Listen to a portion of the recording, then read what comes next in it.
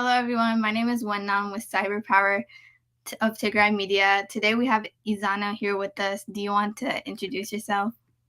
Yeah, hi there. I'm Ezana Yassin. I want to say I'm a local graduate within the Seattle area, and I am, of course, from Tigray. So, what's up? Okay, let's do it. Let's get into it. So last time, we had Naomi here, and I asked her about Garfield for Tigray. But since you started the club, can you explain what got you to start the club and how you did it? Yeah, for sure. So initially, when the war started, the civil war in Tigray, there was just a huge void of culture, right? There was a larger and more increasing crack between the Amhara people and the Oromo people and Tigray people. And being that I used to be so oriented to becoming like an Ethiopian person, everybody could walk around and say, I'm Ethiopian, da da da. I felt like everybody was missing an identity there. So because of that, I kept thinking about that a couple months into the war, and it kind of dawned on me that if no one else is going to make a space for that, then I should make a space for that. And that's what the beginning of Garfield High School for Tigray was. Just a normal space for Tigray people to collaborate and talk about stuff. And yeah. Yeah, I think that's a good thing, and especially since Naomi, she said last time that it wasn't really about anything political. It was just on spreading awareness and teaching people about our culture. Precisely. Um, what ways do you think the public needs to do better when addressing this genocide? I think people need to do more about the positions of privilege they're in. I think especially for people in first world countries, there's some type of duty owed to looking towards third world countries that can't necessarily assist themselves. But on top of that, it's also a matter of how we turn our backs against different things. So it seems like the world is pretty unaware about Tigray to an extent, and for the most part, that's because a lot of first world and third world countries are allowing this stuff to slide. Essentially, nobody points any fingers, and nobody dares attempt to break a situation like Ethiopia and the United States allyship. So, because of that, people have the responsibility to to think for themselves, to think a little larger than what their government wants. Yeah, yeah, and what do you feel social media has done through this past year and a half for advocating? Okay, yeah. So personally, on a scale of Garfield High School for Tigray, even it's helped us a lot in terms of advocating for Tigray online, and I think it's also relative to other media groups, just like this live stream. Um, and it actually, for the most part, is beneficial. I think it helps spread our message, and it's kind of hard to deny what's right in front of people. So when we produce any kind of media that can help us out, I think that's what happens. But, however, there's also a flip side to it, and the truth of it is there is a lot of misinformation that's put in place, slandering either Tigray or making up a wrong story, et cetera, et cetera. So yeah, it can go really both ways. Yeah, I agree. Especially since when you start talking about Garfield, even it's not even just people in Seattle that know about that club, since it was the first like known Tigray club that happened in a high school. I feel like a lot of people across the country know about it, and you guys have done so much things that haven't really been done in other high schools. And yeah, I agree with what you said about the misinformation. There's a lot of misinformation that is happening on social media. I feel like it just causes a lot of chaos. Very true, it does cause a lot of chaos. Yeah. How has this war changed you as a person? Um, I think this war has made me it's allowed me to grow overall. I I think that I've learned a lot of lessons throughout the duration of this war, and I think that this growth was motivated by a lot of bad news. I think a lot of Tigray people can relate when they say they have some kind of trauma or some kind of story related to the situation.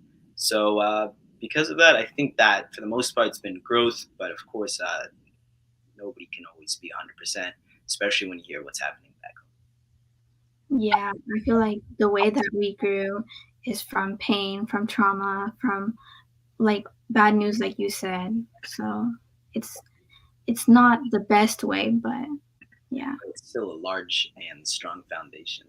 Yeah. How would becoming independent be good for Tigray? All right. I think independence within Tigray uh, could perhaps be inevitable, but we never know what can really happen. I think independence can allow us to be an economic and a social, uh, social standpoint within East Africa, a hub, if you would say.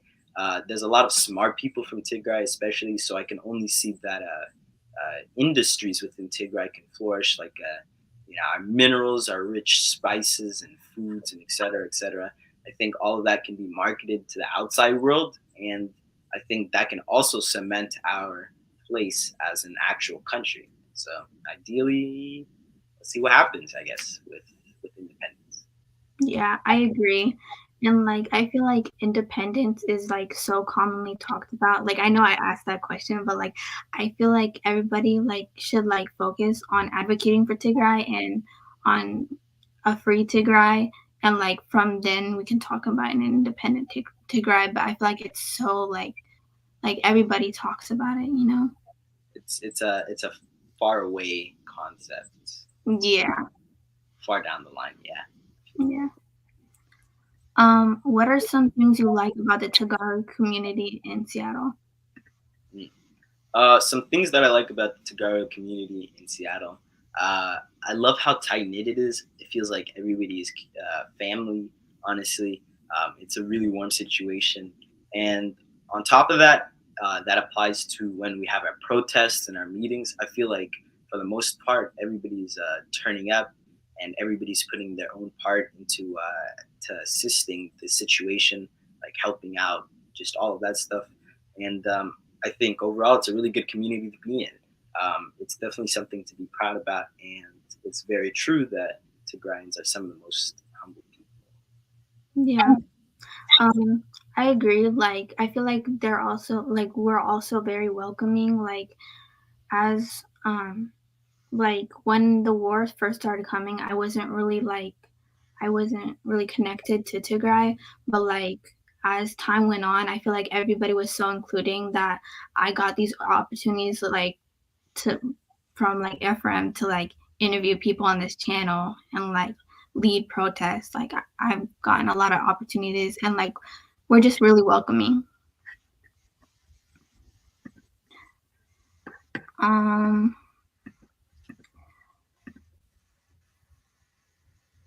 how would you explain this past year and a half in your own words? Mm. In one word, I'll say hectic.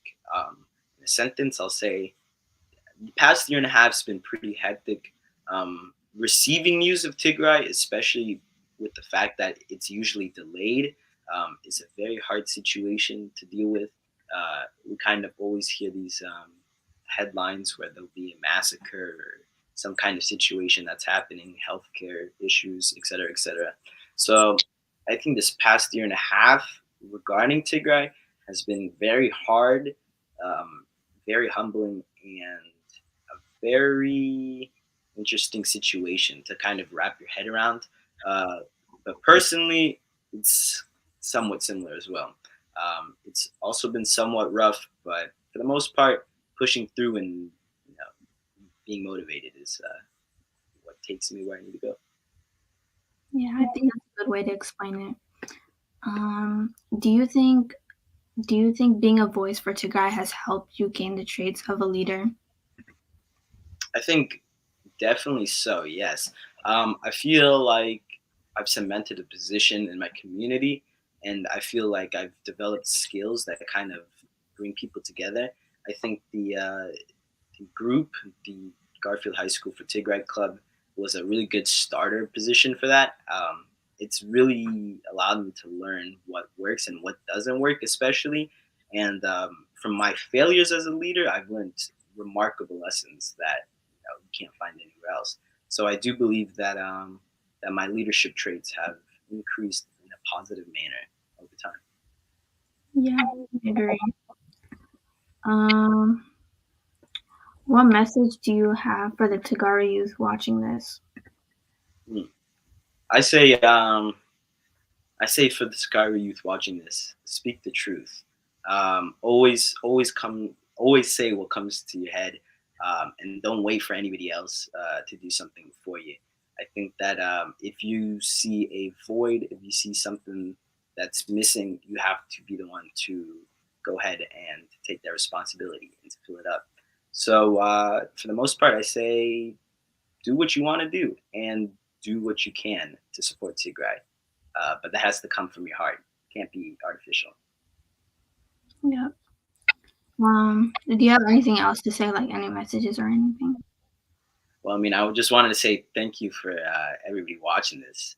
I mean, thank you for being a great presenter, and thank you, Frame, for having a platform to present this on. Yeah.